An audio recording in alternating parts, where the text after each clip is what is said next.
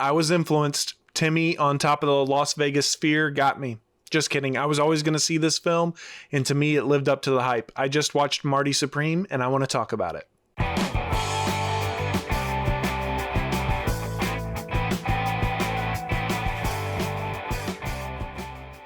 Marty Supreme is loosely based on Marty Reisman, who is a showman and hustler in the ping pong game, bopping around in the 40s and 50s.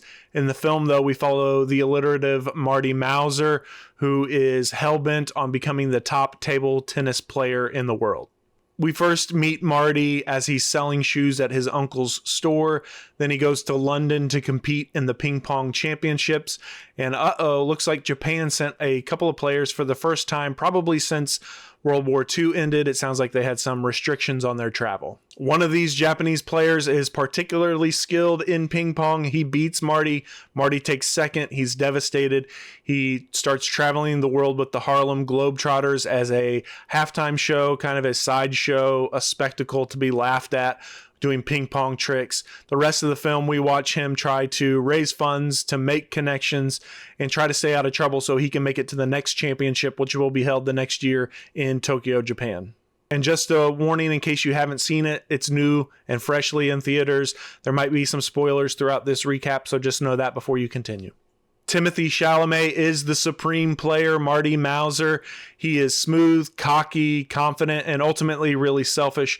He is laser focused on being the best ping pong player in the world and wanting to grow the popularity of the game in the US. Timothée promoted this movie a lot, and it was clever and funny, and I hope it really pays off because to me this is an Oscar-worthy performance. I think he was really great as Bob Dylan in that performance, but I think the movie around him wasn't as good in A Complete Unknown. I think this movie, though, is the total package, and hopefully it pushes him over that threshold. This is a pretty sizable cast, but I do want to touch on Odessa A'Zion, who plays Rachel. I've only seen Odessa before in one episode of I Love LA that I watched. I wasn't planning on finishing, but if you have seen it and think it's worth finishing, let me know. Rachel has been friends with Marty since childhood, and now they're romantically linked, even though she's married to another man. These two are two peas in a pod when they are, coming up with ways to raise money or to get out of trouble together. There's one scene where Odessa breaks into fake tears and is crying to earn some sympathy and then just turns them off in an instant. I think she, as an actor, has real talent. Gwenyth Paltrow plays a Hollywood starlet a few years past her prime named Kay Stone. She uses Marty for some thrills, and Marty uses her for money and connections to her rich husband. It's all very symbiotic. Kevin O'Leary, a.k.a. Mr. Wonderful, is that rich husband. Milton Rockwell, he's actually close to wonderful in this, but I don't think he was actually playing a role. He's just being himself. Rich, aloof, a bit out of touch, kind of a sadist.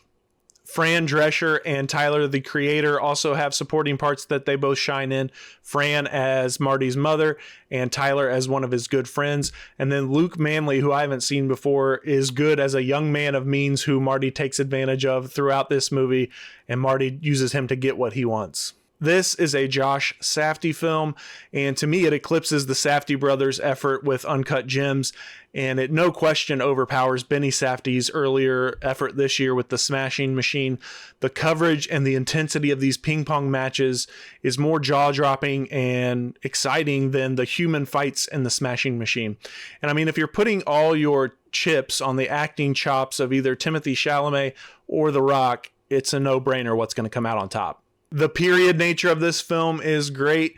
There's a real old school New York feel, and the people, man, I just love how everyone looks like a real person in this film. I bought that I was watching New York at this time, and it's just impeccable, and the lighting is that true classic Hollywood lighting. It's rich and a real treat to feast your eyes on. Shout out to Darius Kanji, who also was the cinematographer for Uncut Gems and Mickey 17, but also Seven and Midnight in Paris, some great movies. The sound design is almost an attack on the senses. It's the ping pong balls being hit back and forth, the crowd, the sharp, speedy dialogue, the unexpected gunshots. There's real no moment of reflection until the end of the film, and because of that, that moment really hits home. And every element is great. The score, the soundtrack, everybody wants to rule the world at the end. reflecting Marty's desire to be the best, but then also him welcoming his son is cherry on top. So I think the camera tracking, the blocking, everything is expertly done and done with care. Through the ping pong tournaments, the ping pong practices, it's a spectacle. The writing is filled with intention. It moves seamlessly from amazing scene to amazing scene. The story overall is a lot like Whiplash, where Marty is on this ultimate pursuit of greatness.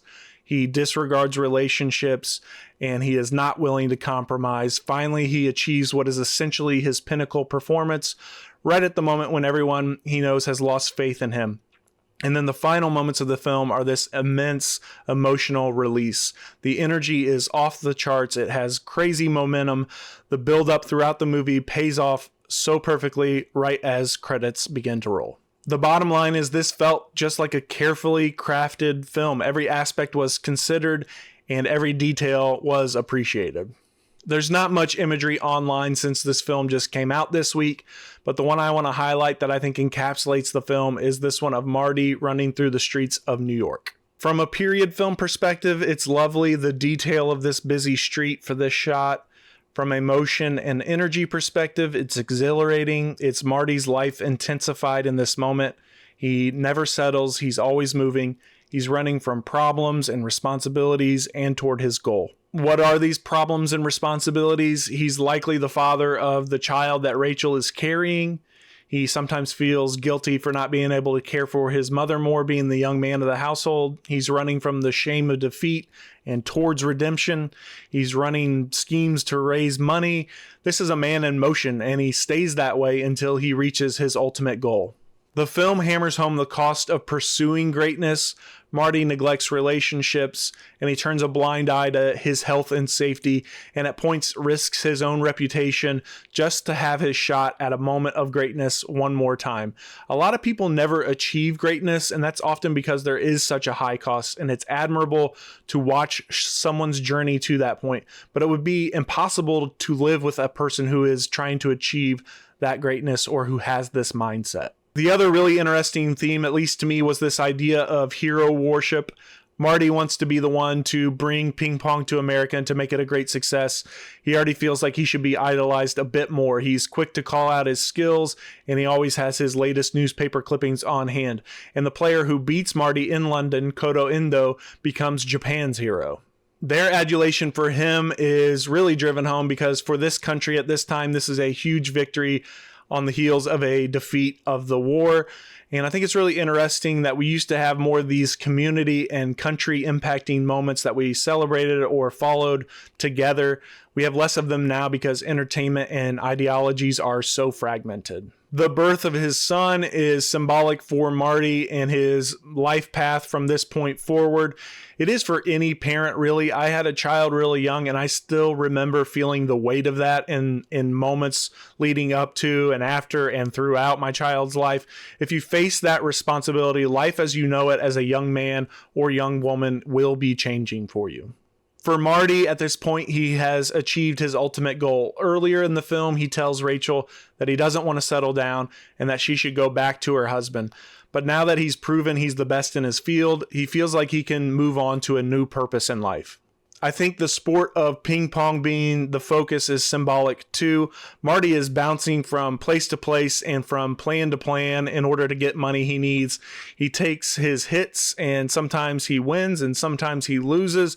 Ping pong works great as a metaphor for the life that we're watching. The pace is relentless and his mind and body are never really truly at rest in the film. I actually don't know if we see him sit down or rest for more than a few moments.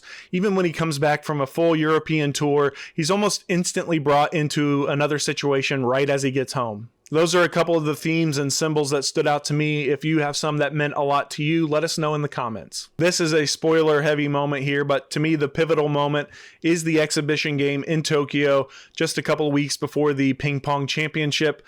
Marty has debased himself and he groveled to Milton Rockwell so he could pay his way to Tokyo and play against Koto Endo in an exhibition game where he's going to lose for the enjoyment of the Japanese audience, all to sell some pins, which is Rockwell's business. Marty loses as planned, but he can't walk away like that. We learn just a few minutes before the exhibition starts that he didn't pay his fine in order to get into the championship or the tournament in time. So this is it. This is the only shot he has to prove he's the best. So he asked Endo for a real game there on the stage, and Endo agrees. Marty wins and loses any money that he would have gotten from Rockwell and his ride home, but he has beaten the best in the world. He did it on that stage, the only opportunity he had, and he proved it. It was all he needed. He knew that no one else was going to come close to beating him if he was in the tournament. So in that moment, he is the best in the world, and everyone around knows. If I must give a problem, and I like to sort of remain balanced, but it's that Marty is the sole focus here. He is, of course, supreme, but he's the one character with a complete character arc, with closure, with a background. I think Rachel gets close to that point, but everyone else is either there to help Marty achieve his desires or serves as some sort of obstacle that he must overcome. That's the only negative I can really think of at this moment. But Marty Supreme is worthy of the hype. I think it's a movie lover's movie. The runtime flew by, and I would have happily sat for more. This film went places I wasn't expecting it to go, and it sort of turns the sports movie genre on its head a bit. It really takes a look at the darker side of drive and ambition. Well, that's a wrap for Marty Supreme. Thank you all so much for joining and hanging out. If you want to check out the Patreon, it's $3 for everything listed. Just trying to build that community and hang out and talk movies. But if not, I appreciate you being here. If you want to watch past videos or catch the next ones that are coming, like, subscribe, and do all those things. But we'll catch you in the next one.